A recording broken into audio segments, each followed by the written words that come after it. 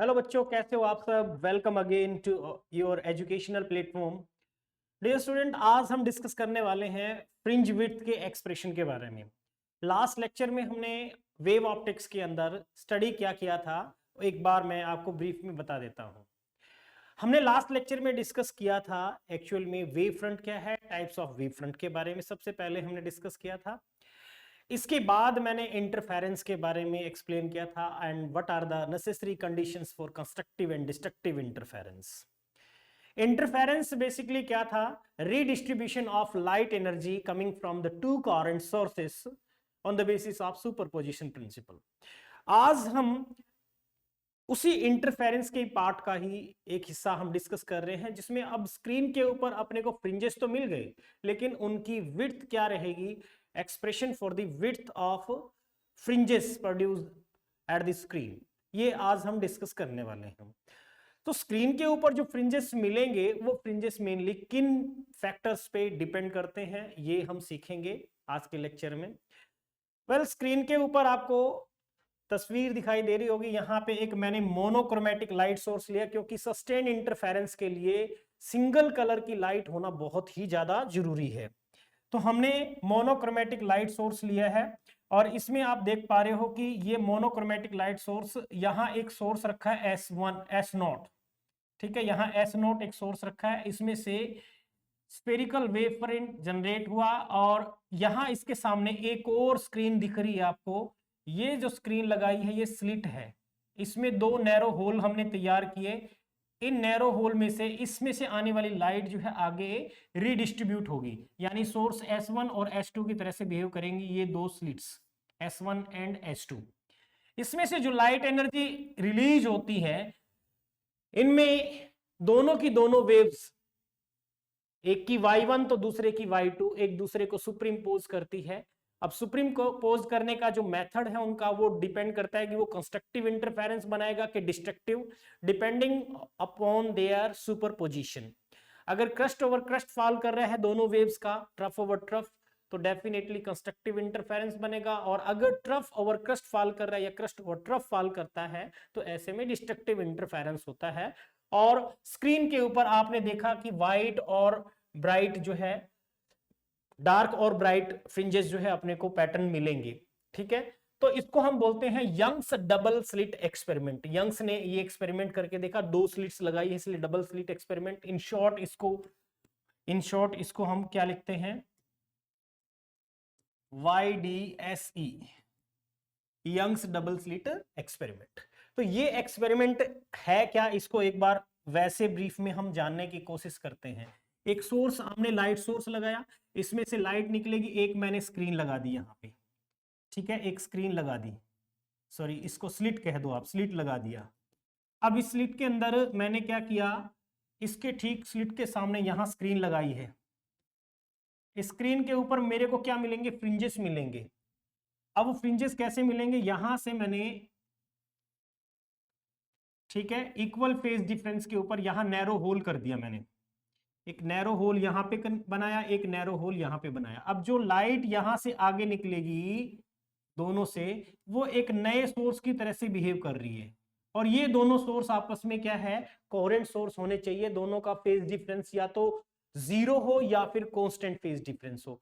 इसमें से जो लाइट आ रही है वो कंटिन्यूस आ रही है, कंटिन्यूस नेचर की है। मोनोक्रोमेटिक लाइट सोर्स हमने लिया है, क्योंकि अगर आपने व्हाइट लाइट सोर्स यूज अगर किया तो आपको जो फ्रिंजेस मिलेंगे स्क्रीन के ऊपर, वो कैसे मिलेंगे, कलर्ड फ्रिंजेस मिलेंगे और उनकी वेवलेंथ अलग अलग होगी, एक दूसरे से ओवरलैप किए हुए मिलेंगे, तो सस्टेन्ड इंटरफेरेंस आपको नहीं मिल पाएगा।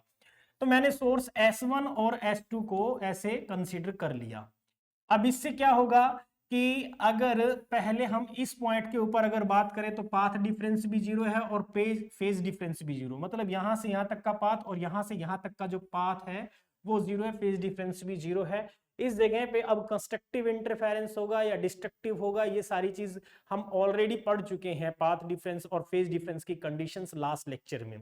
सो वेल, ये होता है हमारा सेंट्रल फ्रिंज, जहां पे हमारा सबसे स्टार्टिंग का जो फ्रिंज मिलेगा, सेंट्रल फ्रिंज यहां पे मिलेगा। इसके बाद कंजिगेटिवली इस तरफ और इस तरफ, दोनों तरफ सेंट्रल जो फ्रिंज होता है वो हमेशा ही ब्राइट फ्रिंज मिलेगा।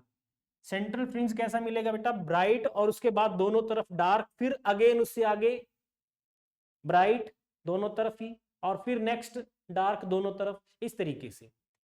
इंटरफेरेंस के अंदर जो सबसे इंपॉर्टेंट चीज है, जो ब्राइट फ्रिंजेस मिलेंगे, वेदर कि वो सेंट्रल फ्रिंज है या बाकी सेकेंडरी फ्रिंजेस हैं जितने भी ब्राइट, सबकी इंटेंसिटी कांस्टेंट रहती है, सबकी इंटेंसिटी एक जैसी होगी, बराबर होगी। जो डार्क फ्रिंज बनेगा वो परफेक्टली डार्क भी हो सकता है, मे बी पार्शियली डार्क हो सकता है। एक और इंपॉर्टेंट चीज, जो इंटरफेरेंस होता है, इंटरफेरेंस के अंदर फ्रिंज विड्थ सेंट्रल हो, डार्क हो, ब्राइट हो, सबकी फ्रिंज विड्थ एक जैसी आएगी। एक्सप्रेशन हम करेंगे वो भी चेक हो जाएगा, लेकिन आपको ध्यान रखना है इंटरफेरेंस के ये कुछ इंपॉर्टेंट पॉइंट्स है, यानी सब फ्रिंजेस की विड्थ क्या रहती है, सेम रहती है। तो अभी हम डिस्कस करते हैं किस तरीके से आप जो है फ्रिंजेस प्रोड्यूस करोगे, ये कैसे मिलते हैं। इसके लिए यंग्स ने क्या बताया कि दोनों वेव्स को रिप्रेजेंट करने के लिए इसने क्या बनाया, एक पैटर्न फॉलो किया कि भाई ये मान लो एक डार्क से उसने क्रस्ट को रिप्रेजेंट किया, उसके बाद डैश लाइन लिया जो ट्रफ को रिप्रेजेंट करती है, फिर अगेन इंक्रीजिंग रेडियस के साथ एक सर्किल ड्रॉ किया, वो फिर क्रस्ट को रिप्रेजेंट करता, दोनों की आपस में ऐसे बनाता जाएगा। अल्टीमेटली एक स्टेज आएगी जहां पे दोनों के आपस में solid over solid line cross कर रही है, सॉलिड का मतलब क्रस्ट ओवर क्रस्ट फॉल कर रहा है, ठीक है, और डैश ओवर डैश लाइन जहां पे फॉल कर रही है उस जगह को हमने क्या लिया, ट्रफ से रिप्रेजेंट किया। तो यानी क्रस्ट ओवर क्रस्ट और ट्रफ ओवर ट्रफ जहां पे फॉल कर रहा है, इसका मतलब क्या हुआ, इसका मतलब ये हुआ कि वहां पे एक्चुअल में क्या हो रहा है, कंस्ट्रक्टिव इंटरफेरेंस बन रहा है। वहां पे क्या बन रहा है, कंस्ट्रक्टिव इंटरफेरेंस। और जहां पे डार्क ओवर डैश लाइन आएगी, उन पॉइंट्स को मिलाते हुए अगर हम स्क्रीन के ऊपर पहुंचेंगे तो स्क्रीन के उस हिस्से पे क्या मिलेगा, अपने को डार्क फ्रिंज मिलेगा। ये यंग्स डबल स्लिट एक्सपेरिमेंट था जो उन्होंने परफॉर्म करके देखा। अब हम जो डिस्कस करने जा रहे हैं वो है हमारे पास में expression for fringe width. Expression for fringe width मैंने एक ऑलरेडी डायग्राम बना रखा है टाइम बचाने के लिए। देखो यहां पे मेरे पास एक सोर्स है S, इस सोर्स से लाइट S1 और S2 तक पहुंचेगी, ये एक स्लिट है, इस स्लिट से उस तरफ पूरा कंप्लीटली डार्क है, सिर्फ लाइट कहां से पास करेगी, जो सोर्स S1 और S2 आपको दिखाई दे रहे हैं, यहां पे नैरो होल्स मैंने बना दिए हैं, इनकी विड्थ W1 और W2 से मैं रिप्रेजेंट कर सकता हूं। S1 और S2 से जो लाइट रिलीज होंगी, मान लो इस P पॉइंट पे रीच करती है, तो इनकी लाइट में पाथ डिफरेंस कितना है, फेज डिफरेंस कितना है, और पाथ और फेज डिफरेंस के डिसाइड होने से मुझे P पॉइंट पे पता चलेगा कि वहां डार्क फ्रिंज मिलेगा या फिर ब्राइट मिलेगा। सो वेल इस चीज को हम अब कैलकुलेट करके देखते हैं, पाथ डिफरेंस हम चेक करते हैं। इसके लिए मैंने क्या किया, यहां से एक परपेंडिकुलर डाल दिया इसके ऊपर, यहां से मैंने एक इसके ऊपर परपेंडिकुलर डाल दिया, ये परपेंडिकुलर इसको आप S1 S2 और ये पॉइंट P है, और इसको मैंने कोई नाम लेट्स सपोज दे देता हूं मैं A पॉइंट, ठीक है, और जो ये एंगल है इसको मैंने पाई एंगल कह दिया, फेज डिफरेंस। और S2A के बीच का जो डिस्टेंस है S2A, इसको मैंने कह दिया पाथ डिफरेंस, या इसको आप डेल्टा x से रिप्रेजेंट कर दो, ये है पाथ डिफरेंस। मतलब S1 से P पॉइंट पे जो लाइट पहुंचेगी और S2 से जो P पॉइंट पे लाइट पहुंचेगी, दोनों का पाथ डिफरेंस ये है। परपेंडिकुलर डालने से पता चलेगा, जितना ज्यादा पॉइंट P दूर होगा परपेंडिकुलर उसी हिसाब से बनेगा, O पॉइंट पे है तो परपेंडिकुलर ये जो पाथ डिफरेंस है 0 हो जाएगा, ठीक है। अब मैं पाथ डिफरेंस कैलकुलेट करता हूं, यहां से S1 और S2 के बीच में जो माइनर सा डिफरेंस है, गैप है, उसको मैंने स्मॉल d से रिप्रेजेंट किया है, जिसको हम S1 और S2 के बीच का डिस्टेंस हमने कहा है स्मॉल d, ठीक है। और कैपिटल D जो है स्लिट और स्क्रीन के बीच का डिस्टेंस है। वेवलेंथ ऑफ लाइट मैंने लैम्डा यूज किया, यहां पे जो लाइट सोर्स इसने जनरेट की है, इस सोर्स ने जो लाइट जनरेट की उसकी वेवलेंथ कितना है, लैम्डा। तो वेल पाथ डिफरेंस कितना बनेगा इसको निकालते हैं। पाथ डिफरेंस को मैंने लिखा P पॉइंट के लिए, P पॉइंट के लिए पाथ डिफरेंस हम लिखेंगे S2P minus S1P, S2P minus S1P, ये पाथ डिफरेंस होगा। अब होगा कितना, ये पाथ डिफरेंस मुझे निकालना है। इसको निकालने के लिए मैंने क्या किया, ट्रायंगल चूज की। सबसे पहले कौन सी ट्रायंगल चूज करते हैं, S2P, और इनको भी आप नाम दे दीजिए। ये अगर आपको A पॉइंट मिला, ये O है, इसको मैंने नाम दे दिया B और इसको C। तो S2P और C, S2PC, इस ट्रायंगल के अंदर आपको दिख रहा है, पाइथागोरस थ्योरम लगा सकता हूं मैं। पाइथागोरस थ्योरम से मुझे S2P का स्क्वायर चाहिए है, तो आप लिखोगे S2P स्क्वायर इक्वल्स टू, क्या लिख सकते हैं, capital D square plus P से C तक का डिस्टेंस हम निकाल रहे हैं। P से C तक का डिस्टेंस कितना होगा, ये जो भी है इसको मैंने yn से रिप्रेजेंट कर देता हूं। yn मतलब कोई भी, y की वैल्यू फिक्स नहीं है, P पॉइंट और भी ज्यादा दूर हो सकता है, मतलब वो हमारे nth फ्रिंजेस को रिप्रेजेंट करेगा। सो अगर ये जो हिस्सा है यहां से यहां तक के, इसके डिस्टेंस की बात की जाए तो ये d/2 है, इधर से इधर ये भी d/2 है। तो P से C तक का जो टोटल डिस्टेंस है, P से C तक का डिस्टेंस कितना हो जाएगा, yn प्लस d/2 का भी स्क्वायर कर देते हैं, yn प्लस d/2 का स्क्वायर। ये हमने पाइथागोरस थ्योरम अप्लाई कर दिया। इसी तरीके से एक और ट्रायंगल मेरे पास में है, S1P और B, S1PB, ये राइट एंगल ट्रायंगल। इस राइट एंगल ट्रायंगल के अंदर मैंने S1P का स्क्वायर कैलकुलेट किया, ये भी D स्क्वायर, ये D स्क्वायर, और ये कितना बनेगा, P से B तक का डिस्टेंस। P से B तक का डिस्टेंस अगर आप देखो तो PO माइनस OB, तो हम इसको लिखेंगे plus yn minus d/2 whole square. और मैंने एक काम और कर लिया, S2P का स्क्वायर माइनस S1P का स्क्वायर, इन दोनों का स्क्वायर का डिफरेंस अगर लेंगे तो मेरे पास टर्म क्या आ जाती है, देखो जरा, D square plus yn square, इसके टर्म को मैंने खोल दिया है, प्लस B का होल स्क्वायर लगाइए, D square by 4 plus twice of yn d/2, इस 2 से ये 2 कैंसिल कर दिया, माइनस ये वाली टर्म आएगी, यानी D स्क्वायर, माइनस का साइन माइनस yn स्क्वायर, यहां पे फिर माइनस D स्क्वायर बाई 4, और ये माइनस माइनस क्या बनेगा, प्लस ट्वाइस ऑफ yn और d/2, और इस 2 से ये 2 कैंसिल। जो चीज कैंसिल हो रही है कैंसिल कर लीजिए। देखिए D स्क्वायर से D स्क्वायर, yn स्क्वायर से yn square, D square by 4 से D स्क्वायर बाई 4। मेरे पास जो टर्म बच रही है इसके अंदर, यहां पे इसको a square minus b square है, तो मैंने इसको लिख दिया भाई S2P minus S1P into S2P plus S1P equals to, देखो यहां yn d और यहां पे b, तो ट्वाइस ऑफ yn d, ये लिख दिया मैंने। यहां तक समझ आ रहा होगा। अब देखिए नेक्स्ट पे मैंने क्या किया,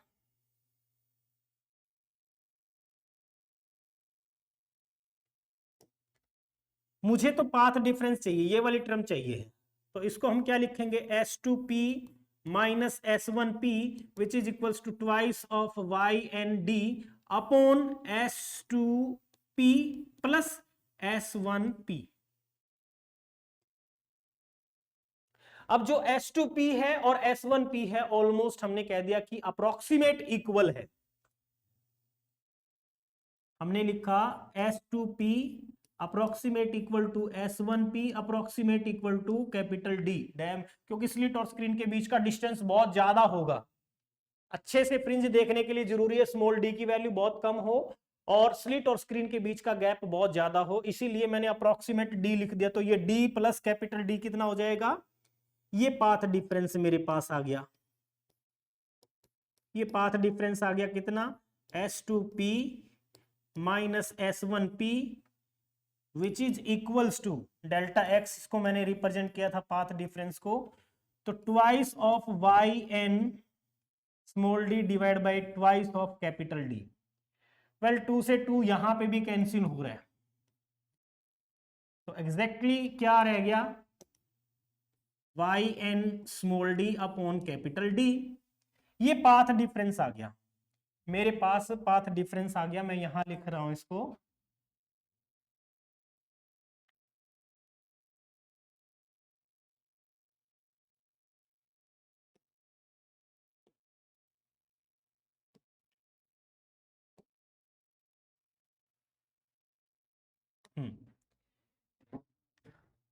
देखिए पाथ डिफरेंस कितना आ गया अपना, delta x is equals to y n small d divide by capital d, ये आ गया पाथ डिफरेंस। अब ये पाथ डिफरेंस डिसाइड करेगा कि भाई फेज डिफरेंस कितना होना चाहिए, और इसके अलावा कंस्ट्रक्टिव के लिए पाथ डिफरेंस कितना था। याद कीजिए कंस्ट्रक्टिव इंटरफेरेंस के लिए हमें पता है फॉर कंस्ट्रक्टिव इंटरफेरेंस हमने क्या पढ़ा था बेटा, कि पाथ डिफरेंस जो है वो कितना होता है, n times the wavelength of light. तो ये पाथ डिफरेंस इसके साथ मैं कंपेयर करूंगा तो मेरे पास क्या आ जाएगा, y n small d upon capital d equals to n lambda, और y n is equals to आ जाएगा n lambda capital d divide by small d. ये फॉर्मूला भी हमारे लिए बहुत इंपॉर्टेंट है, क्योंकि एक न्यूमेरिकल यहां पे भी सेट होता है। ये कंडीशन आ गई किस किस जगह पे अपने को ब्राइट फ्रिंज मिलेगा, ठीक है। तो ये positions of bright fringe,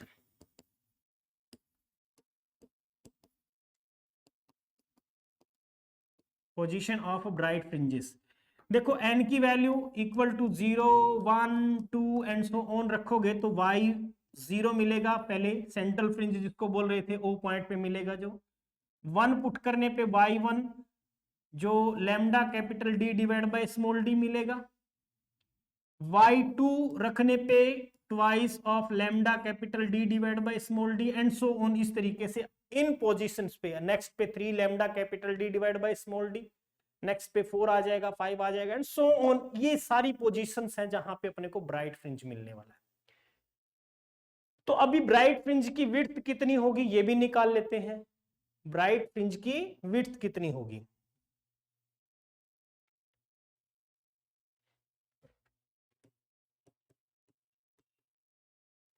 width of bright fringe,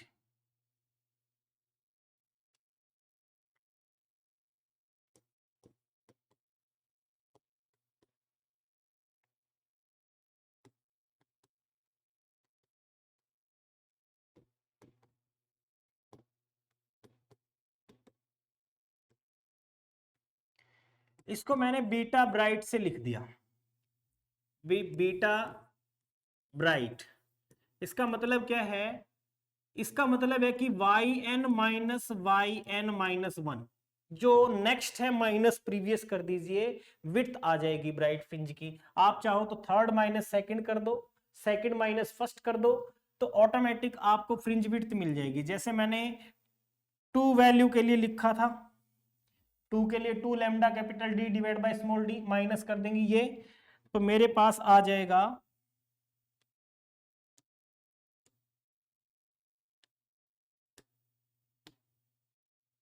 ठीक है, कितना आ जाएगा, यहां पे मैंने लिखा 2 lambda capital d divide by small D minus of lambda capital d divide by small D.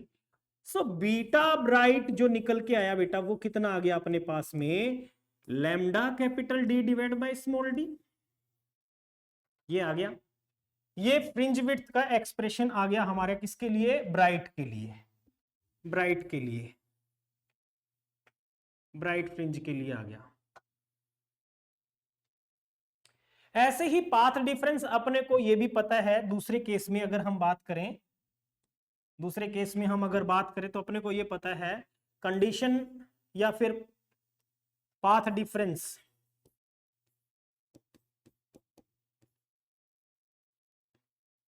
Path difference for dark fringe. Dark fringe के लिए पाथ डिफरेंस हमने निकाला था delta x equals to twice of n minus one lambda by 2। ठीक है, 2n-1 lambda by 2 half the wavelength, ये path डिफरेंस आया था। अब इसको कंपेयर करेंगे किसके साथ, इस पाथ डिफरेंस के साथ कंपेयर करेंगे, जो ये पाथ डिफरेंस है अभी एक्सप्रेशन में आपने निकाला था, इसके साथ कंपेयर करेंगे। ठीक है, तो ये लिखा जाएगा भाई वाई एन था वहां पे, वाई एन डैश से रिप्रेजेंट कर देता हूं, क्योंकि सेम जगह पे ब्राइट और डार्क एक साथ नहीं मिल सकती, अलग पोजीशन होगी। तो y n dash small d upon capital d, यही था। ठीक है, और इसको इक्वल टू मैंने रख दिया twice of n-1 lambda upon 2।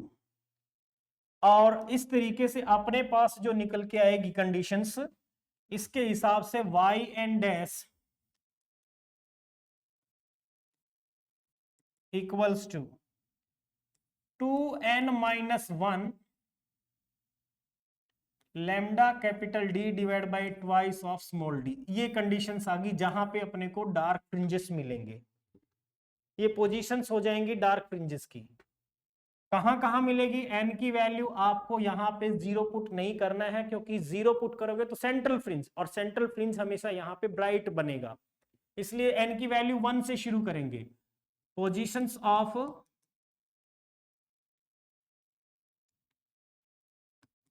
Dark fringes, dark fringes की पोजीशन बनेगी, सबसे पहले 1 पुट करूंगा तो ये आ जाएगा मेरे पास में lambda capital d divide by 2d।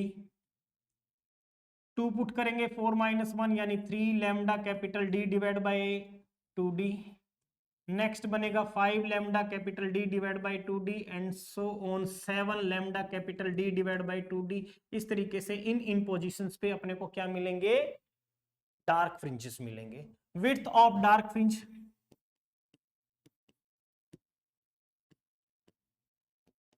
Dark fringe की विड्थ कितनी रहेगी, इसमें भी सेम वही कंडीशन, बीटा डार्क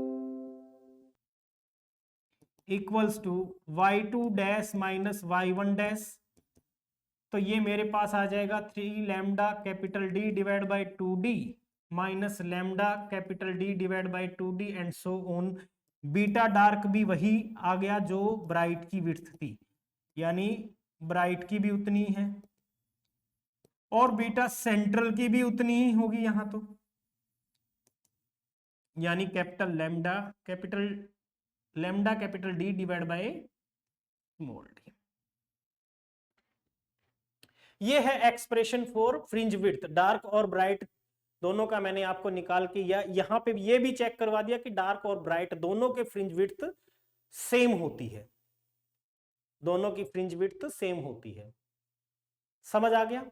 यस। अब आगे देखिए, इस पे हम बात करते हैं कैसे टाइप के क्वेश्चन सेट करता है। फाइनली हमने ये रिजल्ट निकाल लिया है। अब कई बार एक क्वेश्चन सेट करता है कि किसी स्टूडेंट ने एक्सपेरिमेंट परफॉर्म किया लेकिन उसको फ्रिंजेस नहीं मिल रहे हैं। अब फ्रिंजेस नहीं मिलने की जो कंडीशन है वो क्या हो सकती है? हो सकता है कि जो स्लिट और स्क्रीन के बीच का गैप है वो बहुत ही कम हो, यानी कैपिटल डी बहुत ही कम हो। बहुत कम होने पे अब अगर देखेंगे कैपिटल डी की वैल्यू बहुत ज्यादा कम है तो बीटा जो है बहुत ही कम आएगा। ठीक है, या बीटा बहुत कम आएगा, उस टाइम पे क्या बने, थ्रेड लाइक स्ट्रक्चर बनेगी। थ्रेड लाइक स्ट्रक्चर मतलब एक डार्क लाइन, एक ब्राइट लाइन, एक डार्क लाइन, एक ब्राइट लाइन, इस तरीके से मिलेगा डी, कैपिटल डी जो है बहुत कम होने पे। ठीक है, या फिर ऐसे हो कि पूरा स्क्रीन वाइट नजर आ रहा हो, पूरा स्क्रीन वाइट नजर आ रहा है, एक्सपेरिमेंट किया पूरा स्क्रीन वाइट, मतलब सेंट्रल फ्रिंज ने ही पूरे स्क्रीन को कवर कर लिया, यानी जो सेंट्रल फ्रिंज जो बन रहा है उसकी विड्थ मतलब इतनी ज्यादा बन रही है, फ्रिंजेस की विड्थ इतनी ज्यादा बन रही है कि पूरे स्क्रीन को एक सेंट्रल फ्रिंज ने ही कवर कर लिया। तो विड्थ बहुत ज्यादा होने की वजह क्या हो सकती है, कैपिटल डी का बहुत ज्यादा लार्ज होना, और स्मॉल डी जो जो हमारे S1 और S2 सोर्स थे उनके बीच का स्मॉल डी गैप था वो बहुत ही कम हो। ठीक है, बहुत ही कम हो, ऐसे केस में हो सकता है। थ्रेड लाइक स्ट्रक्चर कब बनेगी, जब बीटा की वैल्यू बहुत ही कम हो जाएगी। बहुत कम कब होगी, जब कैपिटल डी की वैल्यू कम होगी और स्मॉल डी की वैल्यू बहुत ज्यादा लार्ज हो जाएगी। ठीक है, इन पे तो डिपेंड करता ही करता है। इसके अलावा एक चीज और यहाँ पे नोटिस कीजिए, लैम्डा जो आप देख रहे हो यहाँ पे, लैम्डा क्या है? Wavelength of light. जो लाइट सोर्स आपने यूज किया है वो हो सकता है रेड कलर का हो, वायलेट कलर का हो, ग्रीन कलर का हो, तो उस पे भी फ्रिंज विड्थ डिपेंड करेगी। रेड कलर अगर है तो रेड कलर की वेवलेंथ हाईएस्ट होती है, इसीलिए फ्रिंज विड्थ रेड कलर के लिए सबसे ज्यादा आएगी। एक चीज और पूछा जाता है कि सेम एपरेटस जो अभी हमने तैयार किया था एक्सपेरिमेंट पर्पज के लिए, ये एज इट इज हमने किसी वाटर के अंदर या किसी फ्लूइड के अंदर इमर्ज कर दिया without changing small D capital d, ये हमने चेंज नहीं किया, सोर्स वही रखा है। अब उससे क्या फ्रिंज विड्थ के ऊपर कोई इफेक्ट पड़ेगा? यस डेफिनेटली उस केस में भी पड़ेगा, क्योंकि आप देख रहे हो यहाँ पे बीटा किसके डायरेक्टली प्रोपोर्शनल है? Beta directly proportional to lambda है। लेकिन हमने पढ़ा है कि refractive index is reciprocal the square of lambda, यानी वेवलेंथ के स्क्वायर के इनवर्सली प्रोपोर्शनल होता है। तो जैसे जैसे आप देखोगे कि जैसे किसी मीडियम के अंदर आपने उसको इंसर्ट किया तो रिफ्रैक्टिव इंडेक्स उसका इंक्रीज हुआ होगा, और रिफ्रैक्टिव इंडेक्स अगर इंक्रीज हुआ है तो वेवलेंथ डिक्रीज हुई होगी, यानी फ्रिंज विड्थ भी डिक्रीज हुई है। ठीक है, इस टाइप के क्वेश्चंस यहां से बनते, बाकी न्यूमेरिकल पर्पस के लिए इस फॉर्मूले को ध्यान रखिए। और पोजीशंस पे भी पूछा जाता है कि सेंट्रल फ्रिंज वहां पे है, सॉरी ब्राइट फ्रिंज, पांचवा ब्राइट फ्रिंज या छठा ब्राइट फ्रिंज या डार्क फ्रिंज इतने डिस्टेंस पे है, तो सेंटर से वो डिस्टेंस दे रखा है, यानी y n is equals to n capital lambda capital d upon small d. ये ब्राइट फ्रिंज की कंडीशन आई थी, और डार्क फ्रिंज की कंडीशन आई थी y n dash two n minus one lambda capital d divide by two d. तो ये डार्क फ्रिंज की कंडीशन थी, इन पे भी न्यूमेरिकल आ जाता है, तो इस पे आप प्रैक्टिस कर सकते हो। ठीक है, एक ही जगह पे आप वाई एन और वाई एन डैश इक्वल नहीं रख सकते, इसकी अलग कंडीशन है, इसकी अलग कंडीशन है, सेम जगह के ऊपर ब्राइट और डार्क फ्रिंजेस एक साथ नहीं मिल सकते। ठीक है, इतनी बात समझ में आ गई। एक देखिए, मान लो एक एंगुलर विड्थ पूछता है, angular width of fringe. Fringe की एंगुलर विड्थ से क्या मतलब है? हमारा सोर्स यहां है, इस सोर्स से लाइट जैसे मान लो जनरेट हो रही है, ये ऑलमोस्ट डी है, और ये है कैपिटल डी, जो डिस्टेंस ऑलमोस्ट हमने इसको कह दिया। बीटा किसके बराबर है? Lambda capital d divide by small D. तो आप क्या लिख सकते हो? एंगुलर विड्थ थीटा से मैंने रिप्रेजेंट किया, तो यहां पे जो बनेगी बीटा, सॉरी ये मैंने स्मॉल डी नहीं, यहां पे क्या आएगा? बीटा विड्थ, एक फ्रिंज की विड्थ, ये एक फ्रिंज की विड्थ है, तो beta upon capital D theta बन जाएगा, यानी बीटा अपॉन कैपिटल डी, इस फॉर्मूले में से निकाल लो, यही किसके इक्वल भी होगा? Small lambda divide by small d. ये है एंगुलर विड्थ, ठीक है, फ्रिंज की एंगुलर विड्थ। तो इस तरीके से फ्रिंज विड्थ का एक्सप्रेशन आई होप आपको अच्छे से समझ में आ गया। यंग्स डबल स्लिट एक्सपेरिमेंट क्या था ये भी आपने सीखा, और इंटरफेरेंस पैटर्न के अंदर मैंने आपको क्या चीज पढ़ाया कि इंटरफेरेंस क्या है, कितने तरह का है, कब कब ब्राइट और डार्क फ्रिंजेस अपने को मिलेंगे, यानी कंस्ट्रक्टिव और डिस्ट्रक्टिव इंटरफेरेंस की कंडीशंस क्या होंगी। इससे आगे हम वैसे पढ़ेंगे डिफ्रैक्शन ऑफ लाइट, लेकिन हम कंपैरिजन डिफ्रैक्शन का इंटरफेरेंस के साथ करते हैं, तो उसमें आपको ये चीज पता होना चाहिए कि एक्चुअल में इंटरफेरेंस है क्या, और कैसे कैसे ब्राइट और डार्क फ्रिंजेस मिलते हैं, उसमें हम सिंगल स्लिट से पढ़ेंगे मेनली। तो जो डिफरेंस पूछा जाता है एक तो डिफ्रैक्शन में और इंटरफेरेंस में, यहां पे लाइट एनर्जी का रीडिस्ट्रीब्यूशन है, वहां हम अलग चीज पढ़ेंगे। लाइट रेज जो होती हैं वो जनरली ऑब्स्टेकल या एपर्चर के आसपास से या स्लिट से पास करती है, तो वो ज्योमेट्रिकल शैडो रीजन में बेंट हो जाती है, इस प्रोसेस को हम डिफ्रैक्शन बोलते हैं।